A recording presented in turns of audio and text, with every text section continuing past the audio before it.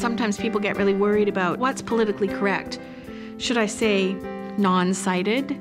Should I say unseeing? Should I say blind?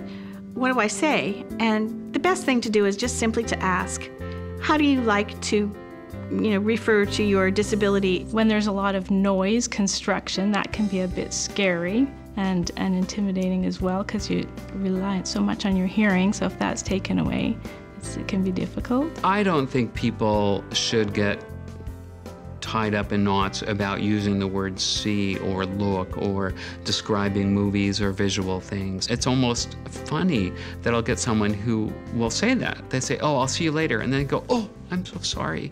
When I go into an unfamiliar space, then I do sometimes get confused and lost and would appreciate some assistance. Ask, how may I help? Don't assume that you know, because you might not know. Every time you interact with my guide dog, you weaken his training. And you break his focus, you break his concentration, and that puts his safety and mine at risk. So the general rule of thumb is if you're really that inclined to interact with my dog, please ask me first.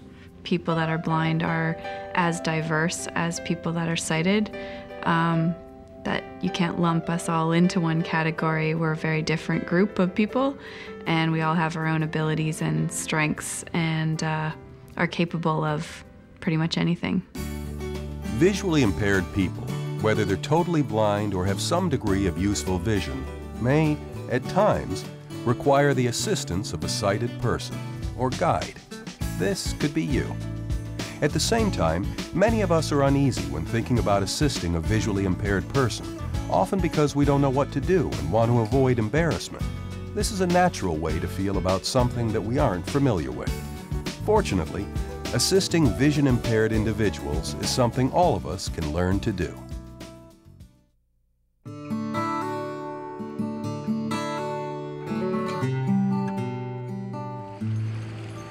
Good girl, Jenny. Good girl. Well, quite often I'll be walking along the sidewalk just expecting it to be like it always is, and I'll encounter something different, like the pavement is now gravel or there's a pylon or something. I usually will stop and just try to figure out what's going on. Sometimes people actually just grab you and they either pull you along or they push you along, and then I feel a bit like I'm cattle being herded, you know, and it's very odd. Oh, hey, this way here, come. Oh. Come, I'll show you. This way here, okay? Okay. It feels very different as a blind person to have someone come up and say, if you want to grab my arm, you know, here's my elbow, just grab on and I can guide you through this construction zone on the sidewalk. Jenny, which way do we go? Anything? Oh, yeah, there's some obstruction here and I don't know which way to get around. Yeah, they're doing some work on the sidewalk right now. May I help you with that all? That'd be great. Can you come onto my right side and I'll take your left arm? Sure. Thanks. This way here. This is just a way around. Is there a way around? Yep. Okay, probably. good. Okay, Janie, good go. Good go.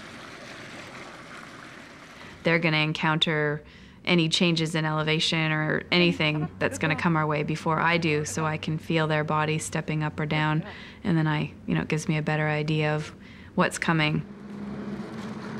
So we're just coming up in a few moments. We're going to go up to the ramp here. So just keep walking straight. And we're coming up right now. Okay, good. I'm just going to walk straight. Good, right? When you're approaching stairs, the best thing to do is just to let the individual know that we're coming to a flight of stairs up or down. Many people forget the up or down, and then you have no idea where you're going. They're going up. Okay. Are there many? Yes, probably about 7 or 8. Okay, Jeannie, good We're girl. about to start them now. Okay, good girl, Jane. Forward. I think a lot of people assume that if you're blind, you're going to have some problems with stairs, and that's not usually the case. I don't need the railing for support. It can be helpful at times just so that I know, where the top and the bottom is. Coming up to a pair of doors. Oh, okay. Best thing to do as you're approaching a door is let me know, okay, the door is opening towards us to the right. And just go straight ahead. Okay, super. Thanks very much. Thank you. Nice to meet you. Thank you. Have a good Bye-bye. day. Bye-bye. If you see somebody that is blind that looks like they might need some help, just approach them and say, do you need some help? It's really quite simple. And if I don't need help, then I'll just simply say, no, I'm fine, thank you.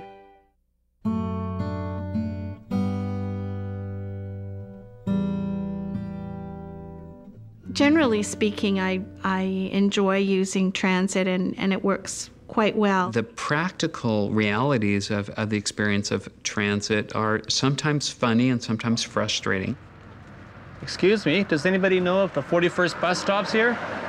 Bus stops in particular, I know there's somebody there. I can hear that there's somebody in the bus shelter, and I get no answer. Excuse me, do you know if the 41st bus stop's here? Yeah, this bus I'm taking actually, probably 3-4 minutes or so. Great, thank you, sir. I love it when I'm at a bus stop and a bus pulls up if the driver announces what number that they are. Find the way. Good girl. This is 41 to Joyce Station. Whereabouts are you getting off so I can call out a stop for you? Maine would be great if you can call out Maine. No problem. It's often a challenge to find an open seat. Sometimes the drivers will tell me, they'll say, oh, there's an open seat directly behind me or close to the door. And they're usually pretty good about doing that when they do it. And one of the things that I've found is that oftentimes people will say, there's a seat for you right here. And as a blind person, I'm never really sure where here is. Here is kind of a sighted word because they're usually pointing. And I say, well, where's here? And then invariably they'll say, over here. And they'll say it a little bit louder. And then someone else sitting somewhere else will say, it's right there. And so I have people saying it's here, others saying it's there. And none of these words tell me actually where the seat is. Excuse me, do you need a hand finding a seat? Yeah, I do. If you could help me, that'd be great. Yeah, there's one to your left. It's the first seat facing That's forward. neat, because that's the seat I wanted anyways. Thank you. Come on, girl. In. Come on in. Yes, I've done this before. I always try to have an approachable look on my face, a smile, look pleasant to make sure that people can approach me because I do appreciate help. I have met several people that have become friends, just as people that offer help on the bus and then chat.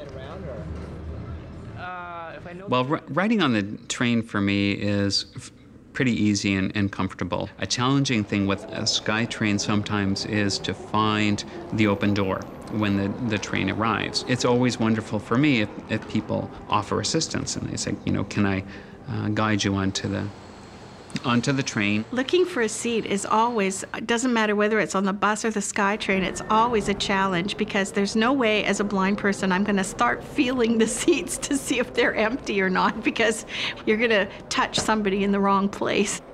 It's quite embarrassing. Excuse me. Excuse me, do you need any help? Is there a seat available? Yes, just to your left. Right here? Yes, exactly. You know, it's really helpful for someone to say there's a forward-facing seat available.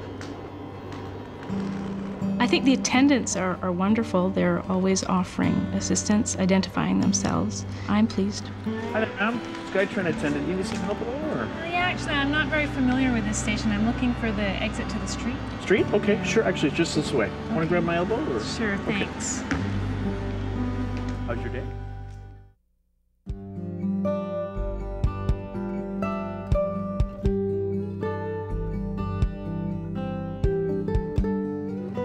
Good afternoon. Welcome to I love going to restaurants. Table for two? Yes. Please, come right this way. Okay. Between two tables right here, we can make it. Okay. Good. It's a very nice place. When you get to the table, the best way to do it is simply put my hand down on the back of the chair, and I come in contact with the chair. And it's very easy for me then to determine the positioning, and I can seat myself down from there. Enjoy your lunch. One thing that has happened to me when I'm with someone with vision is that the staff will say to that person, what would she like to eat? What would she like to drink? Good evening, sir. Would the lady like a drink? Yeah, actually, ask Betty. She's right there. Oh, sorry, ma'am. What would you like? Actually, that would be great. I'd like a glass of red wine, please. You should always address the person. I really prefer to be able to read the menu myself if I can. So it would be nice to have Braille menus. There's a lot of other things the food servers can do that make a big difference. When they place things in front of you, if they could let you know that they're coming in with a cup of coffee, it allows me to kind of sit back a little bit. Bob, do you think you could give me an idea of where things are on the table before we start? Certainly. Your bread is at 9 o'clock. The salt and pepper is at 11 o'clock. And using the face of a clock to indicate where items are positioned on the table is extremely helpful. If you think of the face of a clock laying flat in front of you on the table, then the top of the clock is 12, 6 o'clock's at the bottom, 3 o'clock off to the right, and 9 o'clock off to the left. That's the easiest, simplest way to do it.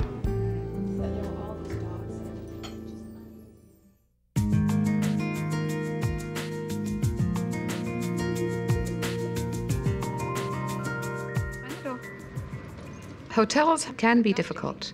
Hotel lobbies are quite spacious and they're all differently laid out. So if I arrive at a hotel, I would really like to be greeted at the door by a member of the hotel staff and asked, would you like some help? Hello there. Welcome to the Hilton. Thank you. Hi, my name is Sean and I'm a bellman here. Okay. Is there anything I can help you with? I would like to go to the front desk, please. I'll have front to desk? sign in. Of course. I'm just to your right. Okay. Thank you. And the front desk is just ahead of us. Great.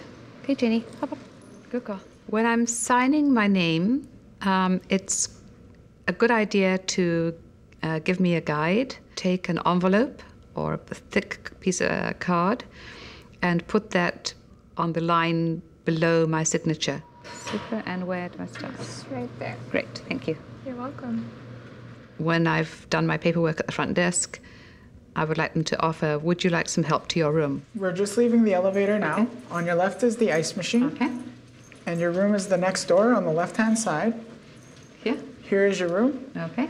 At head height, you'll find your room number, and below it is the Braille number. Oh, right, great. Okay, thank you.